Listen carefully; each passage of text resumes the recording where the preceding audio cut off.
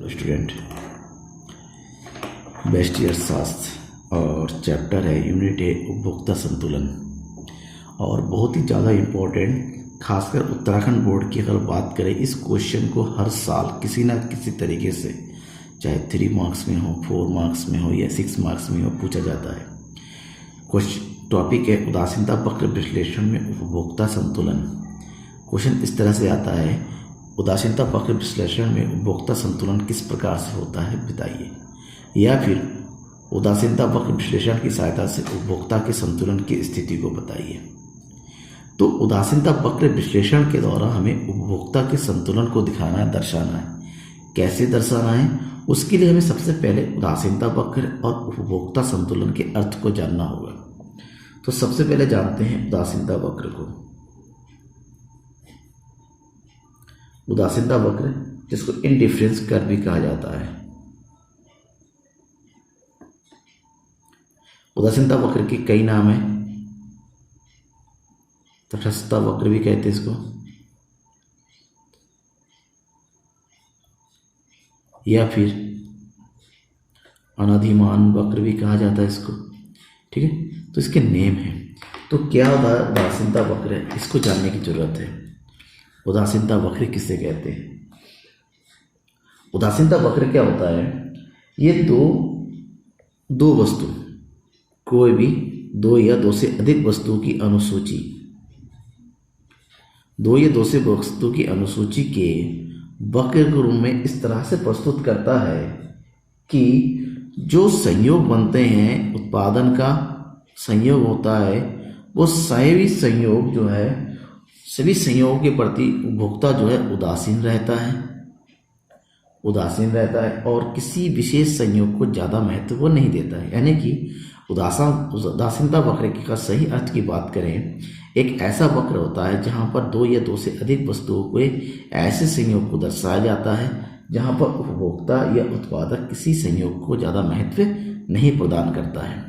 और उदासीनता वक्र का जो ग्राफ होता है वो कुछ इस तरह से बनता है। ये जो है किसी भी पॉइंट को, एक्सिस को टच नहीं करता है, इस जस्ट लाइक दिस। ये यहाँ पर होता है, ये सीधा होता है, यानी कि मूल बिंदु की से जो है उन्नतोदर होता है, आगे की ओर बढ़ता हुआ होता है। ठीक है, अब हम दूसरा पॉइंट जिसकी बात करेंगे वो है उपभोक्ता संतुलन।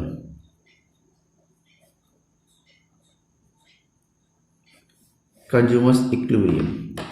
उपभोक्ता संतुलन क्या होता है? उपभोक्ता संतुलन एक ऐसी अवस्था है जहां पर उपभोक्ता अपनी आय तथा वस्तु की दी गई कीमत, यानी कि उसकी आय और वस्तु की कीमत, चाहे दो वस्तु हो, चाहे वस्तु X हो, चाहे वस्तु Y हो, दोनों की जो भी कीमत है और अपनी आय से वस्तु कीमत के आधार पर जितना भी वो व्यय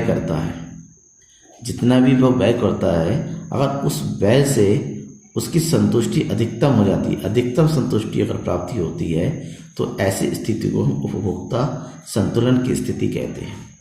अब हमें उपभोक्ता वक्र की सहायता से उपभोक्ता के संतुलन को दर्शाना होता है। अब कैसे होता है कि हम सबको पता है कि उपभोक्ता संतुलन की अवस्था में तभी हो पाता है जब वह अपनी सीमित आय, जो भी उसकी सीमित आय होती है, की सहायता से वस्तु की उनकी दी गई कीमतों पर खरीदकर अधिकतम संतुष्टि की प्राप्ति करता है। यानी कि यहाँ पर उपभोक्ता की कीमत रेखा, यानी कि जो कीमत रेखा होती है, उपभोक्ता की जो कीमत रेखा है, उसकी आय तथा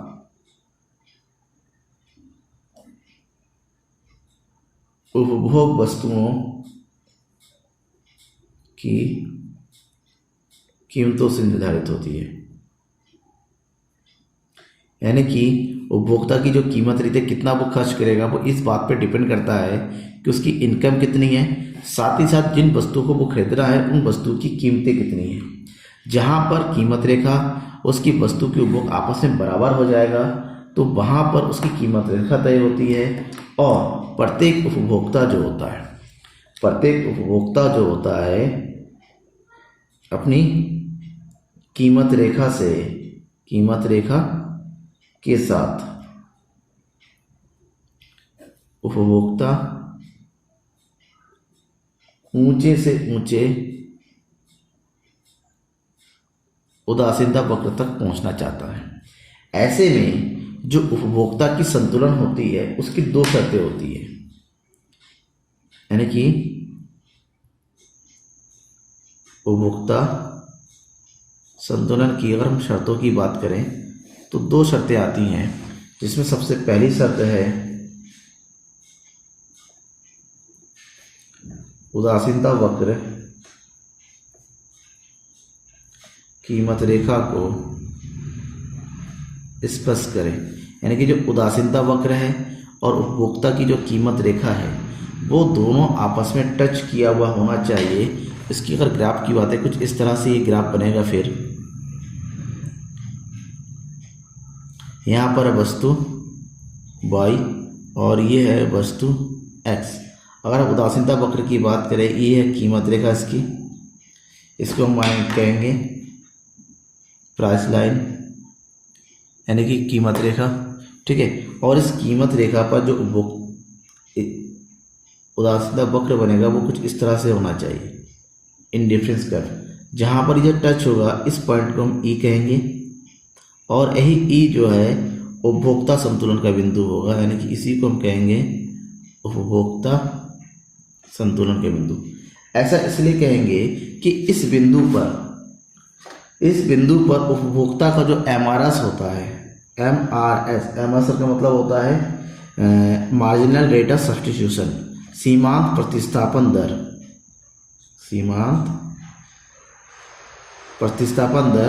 वो बराबर होता है वस्तु x की कीमत और वस्तु y की कीमत की, यानी कि उपभोक्ता वस्तु पर जितना खर्च करता है उस पर उसकी सीमांत प्रतिस्थापन दर दोनों ही बराबर हो जाती हैं। ऐसे में यहाँ पर जब ये बराबर हो जाएगा तो उसकी जो कीमत रेखा और जो उदासीनता वक्र है,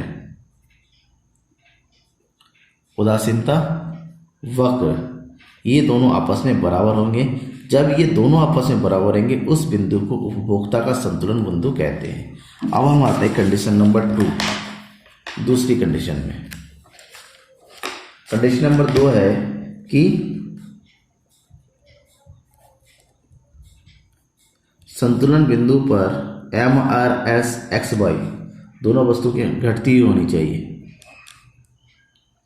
घटती हुई हो, यानी कि जिस बिंदु पर हमारा जो है उपभोक्ता संतुलन निर्धारित होगा उस बिंदु पर MRS घटती होनी चाहिए। अगर हम ग्राफ के अकॉर्डिंग समझें तो इस का ग्राफ कुछ ऐसे बनेगा कि ये होगी हमारी कीमत रेखा,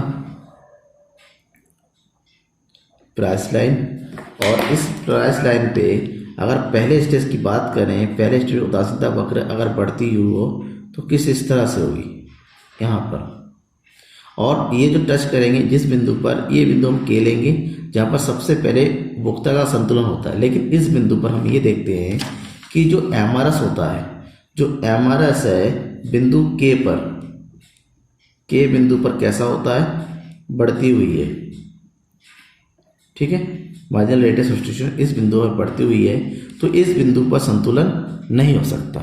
तो ऐसी बिंदु की जरूरत होती है जहां पर एमआरएस जो होता है वो बढ़ती हुई ना हो के कैसी हुई हो, घटती हुई हो। तो घटती हुई होने का मतलब है कि इस बिंदु पर होगा यहाँ पर ठीक निर्धारण। फिर ऐसी ये जो बिंदु होगा, इस बिंदु को हम ई कहेंगे जहां पर उपभोक्ता का संतुलन और इस बिंदु पर एमआरएस घटता हुआ, क्योंकि यहाँ पर संतुलन किसी प्रकार से बदलता नहीं है, तो यहाँ पर इस बिंदु को यानी कि बिंदु ई को ही संतुलन का बिंदु कहेंगे। इस तरह से कि बिंदु ई पर जहाँ पर अंतिम रूप से एमआरएस XY घटती हुई है, अतः इसी बिंदु पर उपभोक्ता का संतुलन निर्धारित होगा। ठीक है, थैंक यू।